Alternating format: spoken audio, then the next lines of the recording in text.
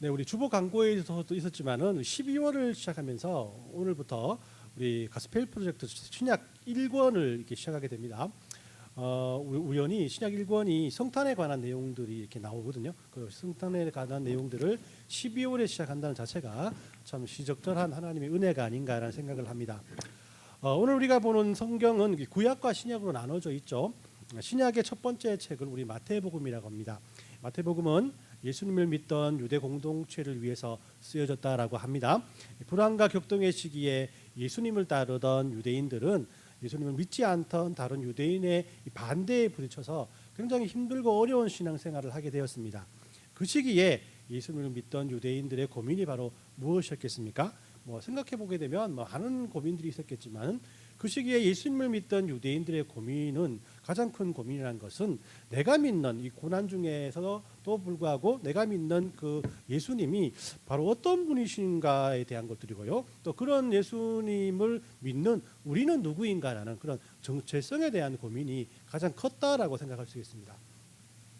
여러분, 우리 이민사회를 살아가는 우리들의 자녀들 역시 이런 정체성의 혼란을 많이 빠지게 되는데요.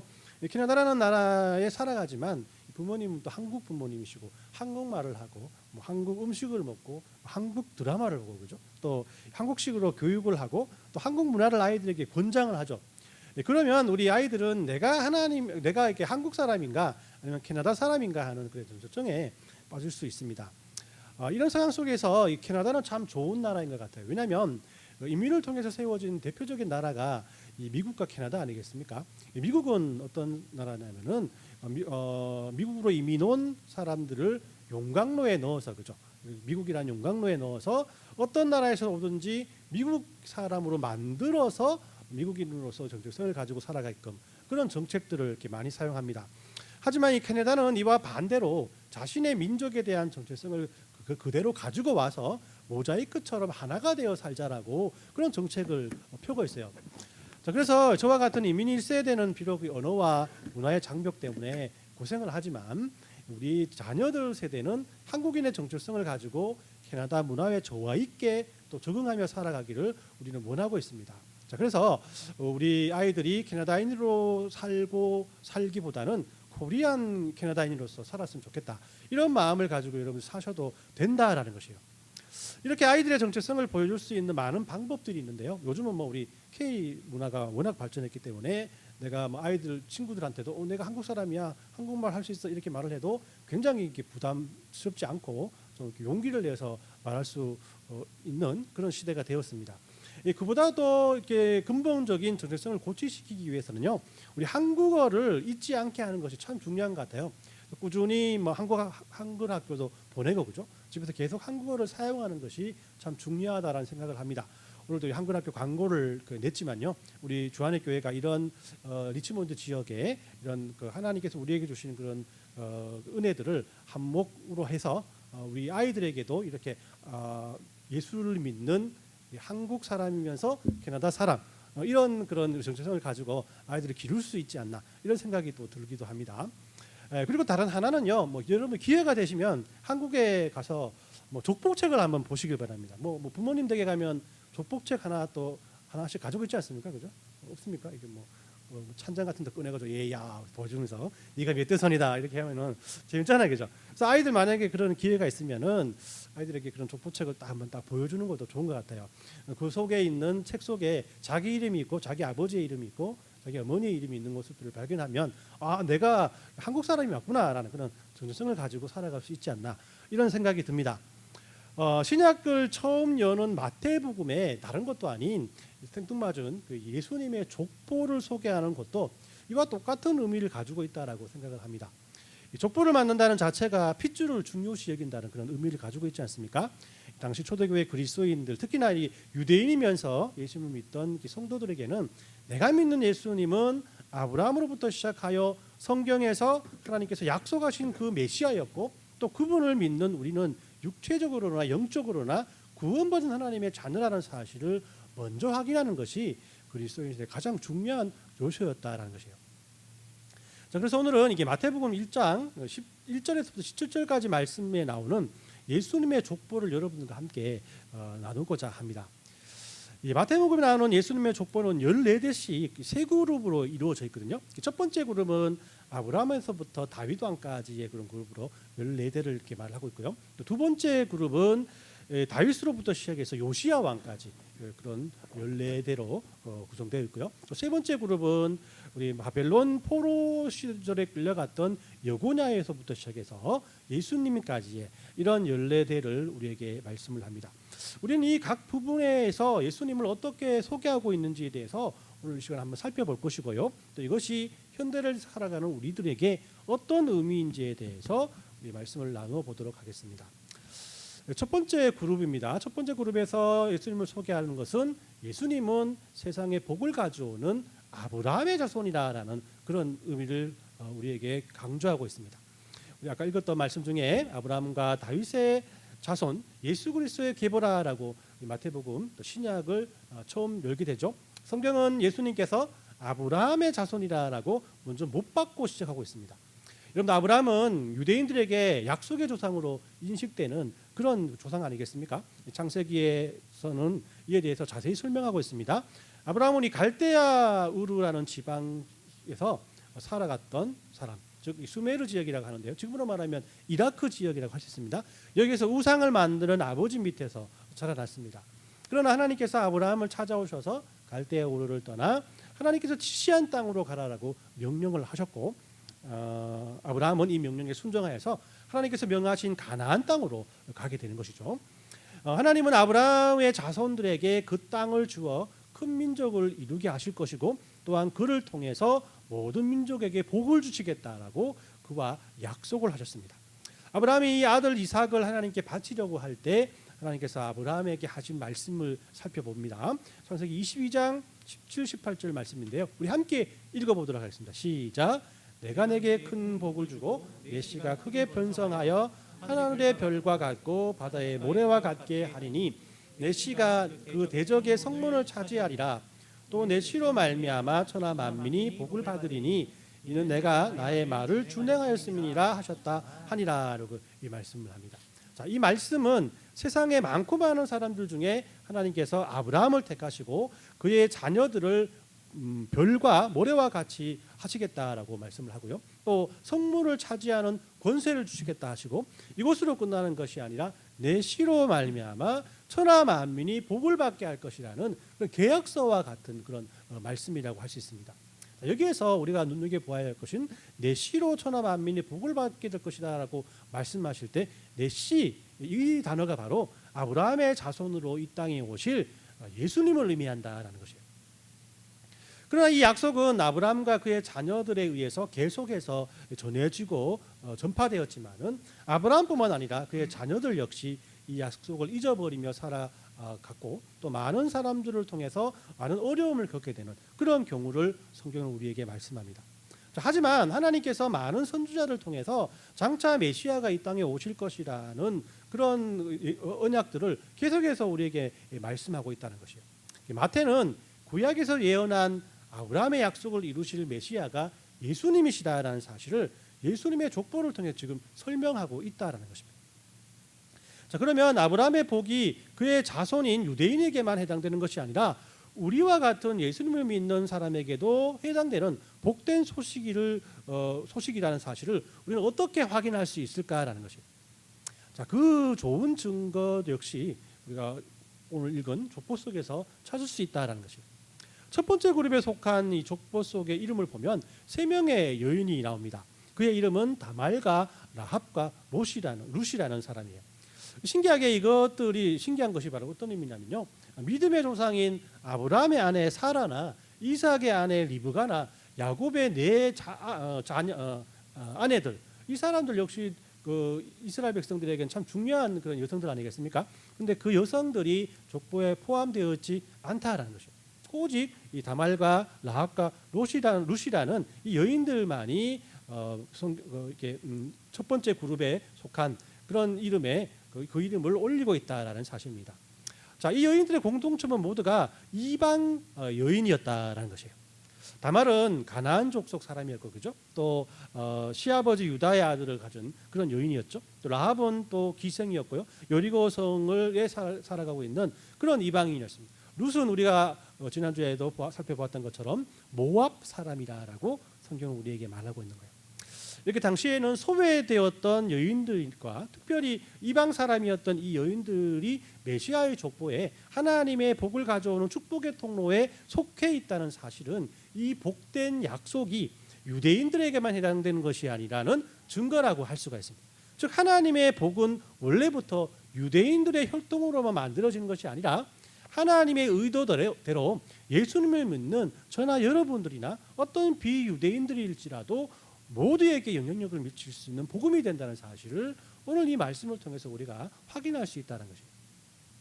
이렇게 마태는 예수님께서 세상에 복을 가져오는 아브라함의 자손이 된다는 것을 족보의 말씀을 통해서 우리에게 설명하고 있다는 겁니다. 자, 두 번째, 예수님은 영원히 다스리시는 다윗의 자손이다라고 우리에게 말씀을 합니다. 자, 아브라함에서부터 시작되는 14대에 이어서 이 두 번째로 다윗 왕으로부터 시작되는 14대의 말씀을 한번 살펴봅니다. 6절 7절 말씀만 제가 읽어드립니다. 이새는 다윗 왕을 낳으니라. 다윗은 우리야의 아내에게서 솔로몬을 낳고 솔로몬은 르호보암을 낳고 르호보암은 아비야를 낳고 아비야는 아사를 낳고라고 계속해서 그 왕들의 이름을 우리에게 말씀을 하죠. 자, 다윗 왕으로부터 시작되는 두 번째 그룹은 영원한 왕위에 관한 약속을 우리에게 보여주고 있습니다. 성경의 인물 중에 가장 유명한 왕이 누구겠습니까? 누가 뭐래도 다윗 왕이었어요, 그죠? 그래서 성경에서 왕을 평가할 때는 그 기준을 모두 다 다윗 왕이 이랬다, 다윗 왕보다 못했다, 더했다 이렇게 말씀을 하죠. 자, 하나님께서는 이 다윗에 대해서도 큰 축복을 우리에게 명하고 계신데요. 다윗이 죽을 때가 되어서 자기 아들 솔로몬에게 이런 말을 하는 것을 우리가 볼 수 있습니다. 우리 열왕기상 2장 4절 말씀인데 우리 함께 읽어볼까요? 시작. 여호와께서 내 일에 대하여 말씀하시기를 만일 내 자손이 그들의 길을 삼가 마음을 다하고 성품을 다하여 진실이 내 앞에서 행하면 이스라엘 왕위에 오를 사람이 내게서 끊어지지 아니하시리라 하신 말씀을 확실히 이루게 하시리라라고 이 말씀을 합니다. 자, 이 말씀은 하나님께서 자신에게 약속하신 축복의 약속을 솔로몬에게 다시금 확인시켜주고 있는 말씀이라고 할 수 있어요. 자, 하나님이 나에게 말씀하시기를 너 솔로몬이 너의 자손들이 마음을 다하고 성품을 다하고 진실되게 하나님 앞에 행하게 된다면 이스라엘의 왕위가 계속해서 끊어지지 않을 것이라는 하나님의 약속을 솔로몬에게 계속해서 말씀하고 있는 거예요.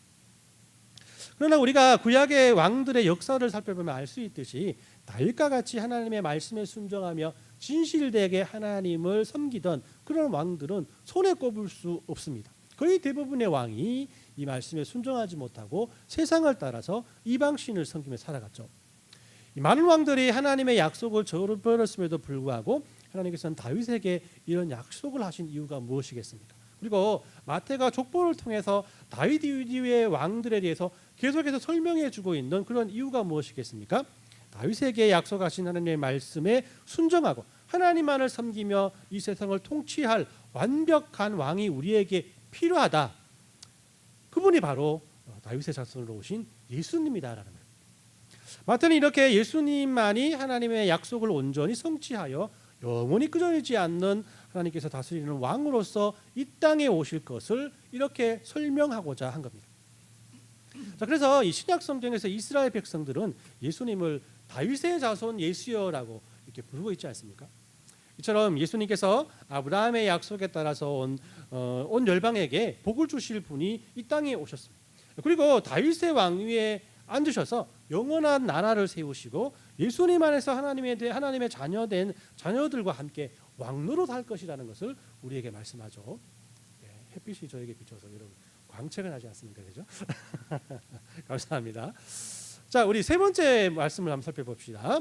자, 세 번째, 예수님은 죄와 사망에 사로잡힌 포로 생활을 하는 우리들의 포로 생활을 끝내시는 메시아로 이 땅에 오셨다라는 것을 오늘 본문은 우리에게 말씀하고 있습니다. 우리 12, 13절 말씀을 제가 읽어드립니다.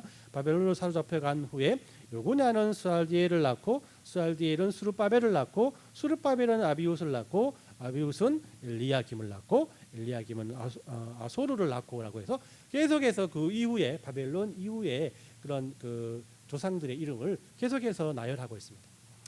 마태는 마지막 세 번째 그룹을 아브라함이나 다윗과 같은 인물이 아닌 포로 생활이라는 특별한 사건으로 소개하고 있습니다. 우리가 잘 알고 있듯이 다윗 왕의 아들인 솔로몬 왕 이후에 이스라엘 백성들은 북이스라엘과 남유다라는 두 나라로 갈라지게 되죠. 그리고 북이스라엘은 아수르에 의해서 멸망을 하고요. 남유다는 바벨론에게 멸망을 하게 됩니다. 바벨론은 예루살렘의 성벽과 성전을 다 무너뜨리고 도시를 관리한 어떤 일부의 사람들만 남기고요. 유대인들 모두를 바벨론으로 데려가게 돼요. 자, 이것을 우리는 이렇게 바벨론 유수라고 말하죠. 자, 그리고 바벨론 나라는 얼마 못 가서 고레스가 이끄는 메데바사라는 그런 나라에게 멸망을 당하게 되는데요. 이 나라의 고레스 왕이라는 왕이 바벨론에 사로잡혀 있던 유대인들을 모두 다시 고향 땅으로 가라라고 명령을 합니다. 자, 이렇게 돌아온 이스라엘 백성들은 예루살렘으로 돌아와서 다시 성벽과 성전을 짓게 되었다. 이것이 바로 우리 유대인들의 역사에서 우리가 볼 수 있는 그런 사실이라고 할 수 있습니다. 자, 이런 고레스 왕의 정책은 어떤 면에서 인류 역사상 보기 드문 정책이라고 할 수 있어요. 왜 고레스 왕이 이런 관용 정책을 썼을까? 이 역사학자들의 연구가 많이 되고 있는데요. 이 고레스 왕의 메데바사는 이 페르시아라는 제국을 의미합니다. 지금으로 보면 뭐 이란 지역 정도로 될 수 있겠죠, 그죠? 당시 페르시아는 어마어마한 땅을 정복했는데요. 뭐 이집트와 또 그리스까지 이르는 거대한 땅을 차지하게 되는데, 이 페르시아의 고레스 왕은 정복한 지역을 페르시아 왕이 통치만 하고 페르시아 사람과 동일한 국민으로 모든 그 사람들을 우대하게끔 하는 우대 정책을 쓰게 됩니다. 그러니까 유대인들도 원래 있던 유대인의 나라로 돌아가라라고 고레스 왕이 바벨론에서 고향 땅 예루살렘으로 이스라엘 백성들을 다 보내게 되죠. 그러니까 이스라엘 백성들 입장에서 봤을 때 얼마나 은인이겠어요, 그죠? 은인으로 생각하면서 그 사람들과 굉장히 친한 상태에서 살아갑니다. 이렇게 보면 지금 이스라엘이 뭐 이란과 이렇게 전쟁을 하지 않습니까, 그죠? 전쟁하면 안 되는 겁니다. 이스라엘 사람들이 고마워해야 되는 거죠, 그죠? 근데 뭐 하나님의 약속만이 변하지 않고 사람들의 약속은 자신의 이익과 유익을 위해서 언제나도 깨어질 수 있다라는 좋은 예를 이 사건들을 통해서도 우리가 볼 수 있다라는 겁니다. 자, 그러나 이 구약 성경은요, 바벨론 포로 생활에서 돌아온 것이 고레스 왕의 생각과 관영 정책과 좋은 정책이 아니라 하나님께서 미리 예정하신 일을 그가 따랐을 뿐이다라고 우리가 설명을 합니다. 우리 예레미야의 예언을 살펴보면요, 예레미야 25장 11, 12절 말씀입니다. 함께 읽어볼게요. 시작. 모든 땅이 이 민족은 70년 동안 바벨론의 왕을 섬기리라. 여호와의 말씀이니라. 70년이 지나면 내가 바벨론의 왕과 그의 나라와 갈대아인의 땅을 그의 죄악으로 말미암아 벌하여 영원히 폐허가 되게 하되라고 말씀을 하죠. 자, 하나님의 백성들은 멸망을 당하고 폐하여서 모두 흩어진 것처럼 보였지만은 하나님은 그들을 다시 하나님을 섬기고 하나님께 예배하기 위해서 고향 땅으로 돌아올 수 있게 할 것이라라고 미리 예레미야를 통해서 예언하셨다는 것입니다. 마태는 당시에 핍박 가운데 신앙생활을 하던 예수님을 믿는 유대인들에게 비록 우리들이 바벨론에서 포로 생활을 한 우리들의 조상과 같이 어려운 환경 가운데서 하나님을 섬기고 있지만은 인내하고 믿음을 저버리지 않을 때 예수님께서 다시 오실 그날 새로운 본향인 하나님의 나라로 우리를 인도해 주실 것이라는 소망을 주고자 마태복음의 첫 장을 예수님의 족보로 말미암아 시작하게 되었다라는 겁니다.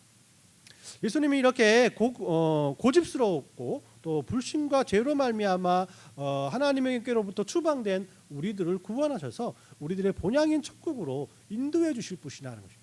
아브라함과 다윗에게 주었던 약속을 그 자손이신 예수님이 완벽하고도 온전하게 성취하셨기 때문에 아브라함에게 하신 그 축복의 말씀이 유대인들에게만 해당되는 축복이 아니라 예수님을 믿는 우리들에게까지 이어진다는 사실을 성경은 우리에게 말씀하고 있다는 사실입니다.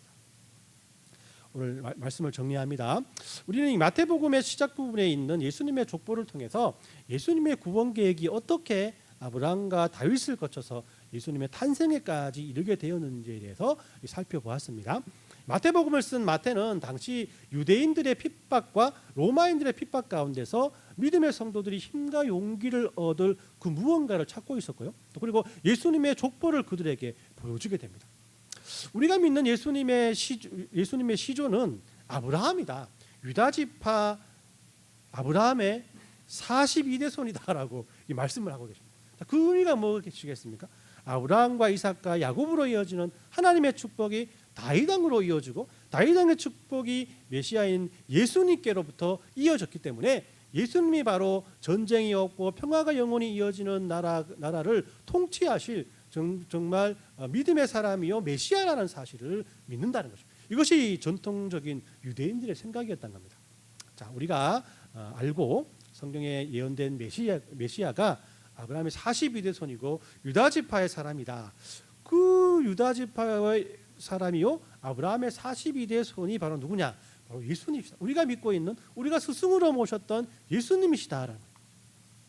이렇게 이게 마태복음을 시작하면서 많은 믿음의 사람들이 이 말씀을 통해서 먼저 하나님의 은혜와 사랑으로 내가 인내하며 살아야겠다는 사실을 마음속에 품고 복음을 받아들이게끔 하기 위해서 마태복음의 첫 구절이 바로 아브라함의 족보와 예수님의 족보라라는 것을 우리에게 말씀하고 있다는 거예요. 자, 이것이 그 족보에 대해서 별 관심이 없는 우리 외국 사람들에게는 서양 사람들에게는 별로 이렇게 확 와닿지 않는 것 같지만은 우리 한국 사람이 어떤 민족입니까, 그죠? 족보의 민족 아니겠습니까? 족보의 민족. 우리 한국 사람들은 더 마음에 와닿는 말씀이기도 합니다. 실제로 예수님 복음이 조선 말기에 이 땅에 전해졌을 때 유심히 그 복음을 학문적으로 이렇게 연구했던 사람들이 바로 어떤 사람들이냐면 일반 민중들이 아니고요. 족보를 사랑하는 우리들의 족보를 사랑하는 그런 선비들이었다는 사실을 통해서도 잘 이렇게 알 수가 있는 거죠. 자, 여러분들 예전에 뭐 어르신들 나이 많은 어르신들 만나면 먼저 어떤 거 물어봅니까? 돈이 뭔거라고 묻죠, 그죠? 저는 평창이가입니다 이렇게 말했습니다. 파가 뭔거라고 물으면 알평공파 36대선입니다 이렇게 말을 합니다. 그래야 이게 야단맞지 않고 아유 그래 참 이게 교육 잘 받았구나라고 이렇게 말을 하죠. 여러분들 이 전주시라는 이유 때문에 왠지 나는 왕족이라는 자부심을 갖고 살아가지 않습니까? 김혜김 씨라는 우리나라에서 가장 많은 인구를 가진 트렌디한 집안이라는 이유 때문에 왠지 기분이 좋아졌던 그런 경우가 여러분 있지 않습니까? 이 성경을 통해서 예언되신 하나님의 아들 예수님이 하나님의 보좌를 버리시고 이 땅에 오셔서 우리 사람과 같이 낮아지셨고요. 또 십자가에 못 박혀 죽기까지 복종하심으로 우리가 구원을 이루셨다는 이 복음의 이 사실을 우리는 비록 유대인의 족보이지만 예수님의 족보를 통해서 그분이 우리와 같은 주민등록을 가진 실제로 존재하신 그 분이셨구나. 실제로 존재하신 인간이셨구나. 그분이 유대 땅 베들레헴에서 말구유에서 태어나셨고 그렇기 때문에 예수님이 태어나신 생일이 바로 성탄절로 지키는구나. 우리가 축하해야 하는구나라는 사실을 우리가 이 족보를 통해서 우리 발견할 수 있지 않습니까? 이 모든 사실이 평범해 보이는 예수님의 족보에서부터 시작되었다는 사실을 우리가 알 수 있어야 한다는 것입니다. 그리고 예수님의 삶과 죽음과 부활을 통해서 우리는 아브라함의 믿음을 잇는 하나님의 가족의 일원이 되었다는 사실, 그 하나님의 축복이 아브라함의 축복이 우리에게까지 이루어졌다는 사실을 우리는 이 족보를 통해서 분명히 알 수 있게 되었다는 것입니다. 우리 12월을 시작하면서 이번 한 달은 이렇게 예수님만을 생각하는 그런 시간이 되었으면 좋겠습니다. 그래야 할 때 하나님의 약속이 예수님을 통해서 우리에게까지 이어진 이 복된 소식이 우리를 통해서 또 하나님을 알지 못하는 이웃에게까지 이어지게 될 것입니다. 이런 이 복된 하나님의 축복이 저와 여러분들과 함께 하시길 또한 예수님의 이름으로 축원합니다. 아멘.